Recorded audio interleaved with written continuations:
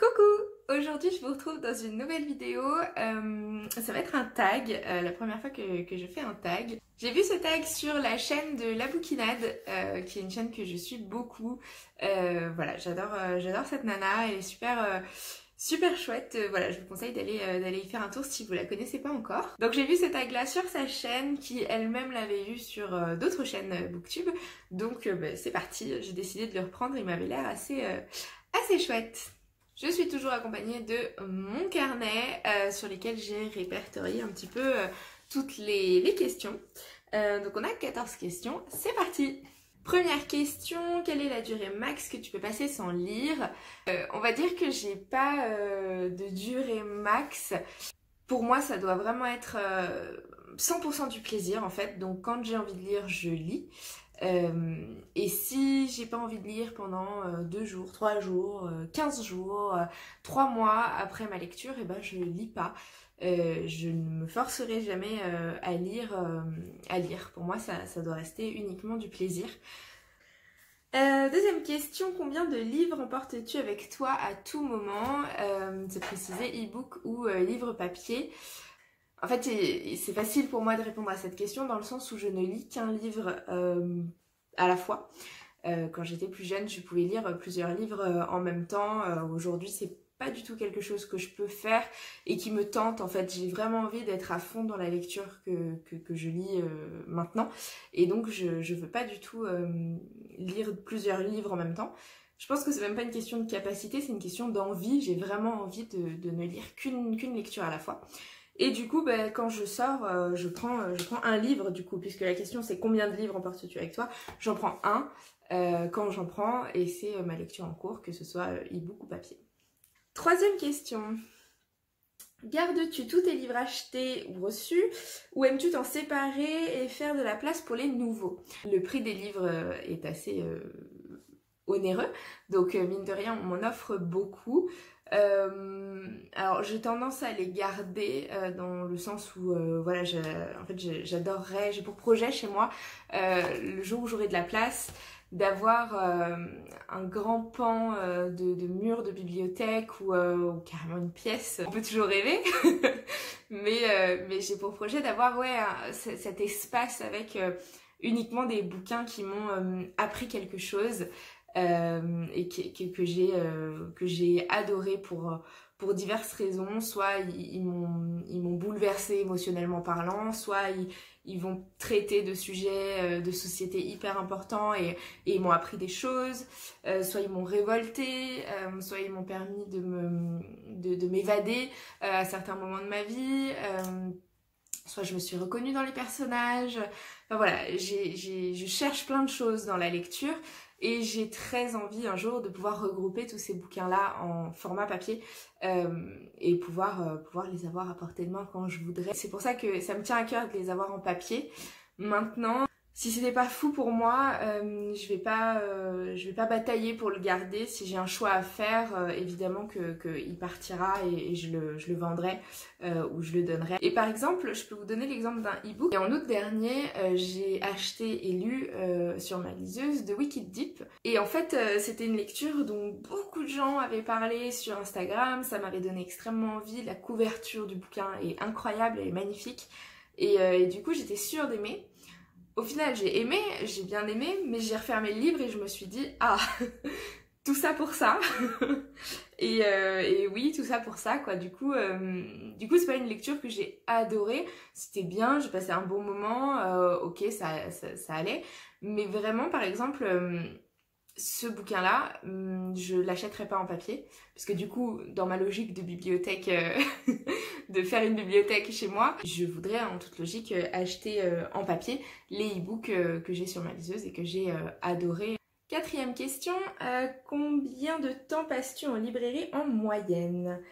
Alors je travaille en librairie, donc c'est pas très représentatif, mais disons avant de travailler en librairie, en fait tout est déterminé par mon budget.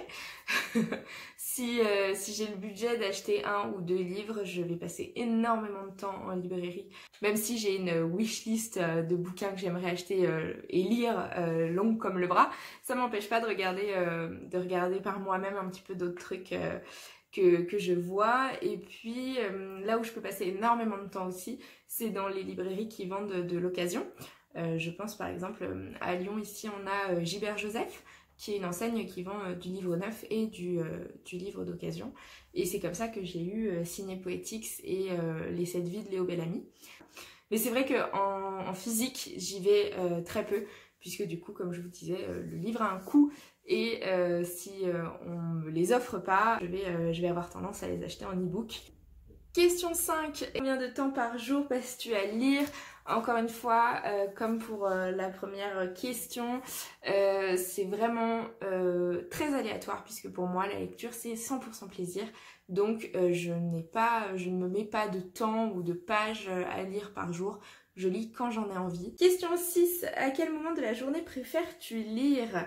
Là en fait c'est un peu biaisé parce que comme je suis en chômage partiel, je peux lire un peu à n'importe quel moment de la journée. Mais en temps normal quand je travaille, ouais, le matin c'est un moment où j'aime beaucoup lire. Le matin et puis sinon là, après le repas du midi, au moment de la digestion, la caler sur le canapé avec un petit coussin et le bouquin, c'est l'idéal. Mais quand on bosse, on peut pas toujours. Question 7. Combien de livres possèdes-tu en tout, e-books compris? Aucune idée. Je vais compter. Ok, je reviens de mon comptage. Et j'ai donc 102 livres en tout dans cet appartement, sachant que j'en ai quelques-uns chez mes parents que je n'ai pas ramenés par manque de place. Voilà, j'en ai 102, moitié-moitié en fait, moitié papier, moitié e-book. Question 8. Amènes-tu souvent le sujet de la lecture des livres dans une conversation? La réponse est très facile, non. Tout simplement parce que je n'ai pas un entourage qui est lecteur, très lecteur. Sauf au boulot, évidemment, j'allais oublier, en travaillant en librairie, forcément, on parle de livres toute la journée, et ça c'est cool. Question 9. Quel est ton plus gros livre en nombre de pages? Il faut que j'y retourne. Je reviens. Alors au début, en regardant ma bibliothèque, j'ai tout de suite pensé au troisième tome d'Elana, qui est quand même assez mastoc, assez gros, de Pierre Bottero, mais en le feuilletant, il ne fait que 620 pages. Donc les pages doivent être très épaisses. Au final, je crois bien que c'est ma lecture en cours qui est Le Trône de Fer. Aux éditions J'ai lu. Alors après c'est une intégrale, alors est-ce que ça compte ou pas? En fait il y a 4 tomes dedans et ça fait 1150 pages. Donc c'est lui si les intégrales comptent. Question 10. Y a-t-il un roman que tu devais avoir à tout prix? Non, je dirais un roman que je n'ai pas encore mais que j'aurais à tout prix. C'est même pas un roman, c'est une saga entière. C'est la saga Harry Potter. En fait, quand j'ai découvert Harry Potter, mes parents avaient acheté la saga en grand format dans la collection Gallimard jeunesse de l'époque et avec les couvertures d'origine en France. Et voilà, moi je les ai toujours lus du coup sous ce format-là. J'ai jamais eu les livres de poche. J'ai lu les livres de poche à l'école ou chez des copines, etc. Mais moi je les ai toujours lus dans ce grand format-là et avec cette couverture bien précise. Et c'est vrai que pour ma maison, pour moi, chez moi, j'adorerais avoir toute la saga sous cette couverture-là, dans ce format-là. Sauf que elle ne se fait plus et en occasion, c'est difficile de trouver tous les tomes en excellent état, évidemment. Je n'ai pas la saga Harry Potter, je l'ai sur ma liseuse puisque je l'avais rachetée pour pouvoir la lire chez moi quand je voulais. Mais c'est vrai qu'en papier, je ne l'ai pas. Voilà, alors que c'est évidemment quelque chose qui est très cher à mon cœur. Question 11. As-tu déjà lutté pour finir un roman car tu refusais de l'abandonner? J'ai abandonné des romans quand j'étais plus jeune, notamment Twilight 4. Je crois qu'il y a 4 tomes. Ouais, le dernier tome, j'ai dû lire la moitié et après j'ai arrêté. Alors, est-ce que j'étais trop prise, je crois que j'étais au collège à ce moment-là, est-ce que j'avais trop de choses à faire à côté, du coup je pouvais pas rentrer dans ma lecture, est-ce que le tome me paraissait trop gros, parce que dans mes souvenirs c'est quand même quelque chose qui est assez mastoc aussi. Je sais pas pourquoi ni comment, mais c'est quelque chose que j'ai jamais fini. Et plus récemment, alors c'est pas vraiment lutter pour l'abandonner, en fait c'est celui-ci, Nos destins inachevés de Sophie Audouin Mamikonian chez Michel Lafon. Et en fait c'est pas que j'ai lutté pour ne pas l'abandonner, c'est que l'histoire en fait m'a dérangée sur plusieurs points. Le premier point, c'est le thème, enfin il y a une thématique qui est abordée. Un personnage travaille dans la médecine et il fait des tests sur les animaux. Et c'est quelque chose qui m'a beaucoup dérangée, parce que c'est un sujet qui me dérange beaucoup dans la vie en général. Le fait de tester des choses sur les animaux qui n'ont rien demandé, même si je sais bien que ça, voilà, ça sert la médecine, ça sert plein de choses, mais moi ça me dérange profondément.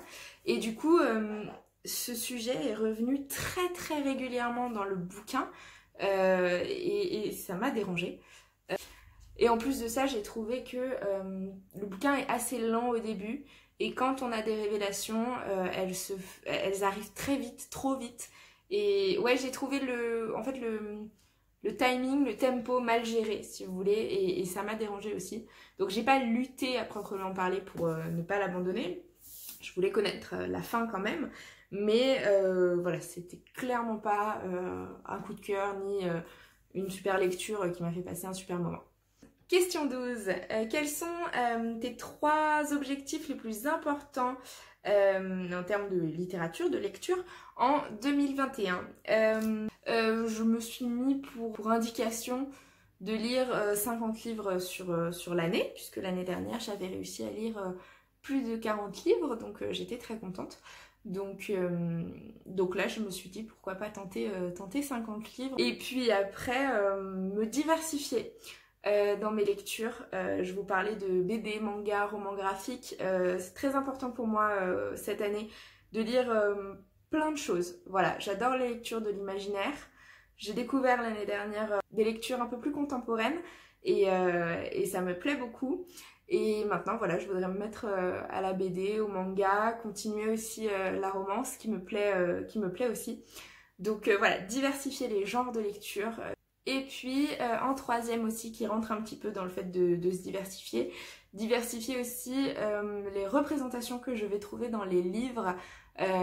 J'aimerais lire plus de livres dans lesquels on va retrouver des personnages LGBT, des personnages noirs, musulmans, asiatiques. Voilà, j'ai très envie d'avoir plein de représentations dans mes bouquins et c'est important pour moi de découvrir plein de sujets. Question 13. As-tu déjà converti quelqu'un à la lecture? Pas à ma connaissance. Je crois pas. Non. Et question 14. Décris ce que les livres représentent pour toi en 5 mots. 5 mots. Plaisir. 100% plaisir, souvenez-vous. Passion. Évasion. J'ai envie de dire imaginaire, parce que les lectures de l'imaginaire me font développer un imaginaire voilà, que je ne soupçonne même pas en fait, et j'adore ça. Et self-care, j'ai envie de dire, parce que pour moi la lecture c'est... Enfin moi en tout cas, la lecture comme je la vis c'est quelque chose d'assez solitaire et que je vis avec moi-même et du coup c'est un moyen de prendre soin de moi. Voilà pour ce petit tag, j'espère que ça vous aura plu. Moi j'ai adoré répondre à ces petites questions. Si ça vous a plu, n'hésitez pas à me laisser un petit commentaire pour me le dire. N'hésitez pas, si vous le souhaitez, vous, à répondre à quelques-unes de ces questions dans les commentaires pour que je sache un petit peu quelles sont vos réponses. Et puis voilà, n'hésitez pas à vous abonner à la chaîne si ça vous plaît, à me suivre sur mon compte Insta Conseil d'une amie. Je vous fais de gros bisous, je vous dis à la prochaine et puis prenez soin de vous. Salut!